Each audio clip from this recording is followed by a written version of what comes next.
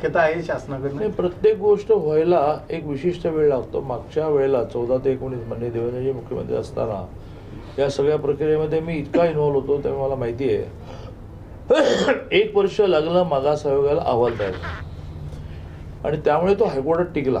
तो सुप्रीम कोर्टात टिकला नाही याचं कारण आपल्याला माहिती आहे की तो हायकोर्टात इतकं प्रभावीपणे मांडता आला नाही. तो काय आता माझा विषय नाही, तर आत्ता मी 4 मुद्दे सांगेन की कसं दुर्लक्ष झालं.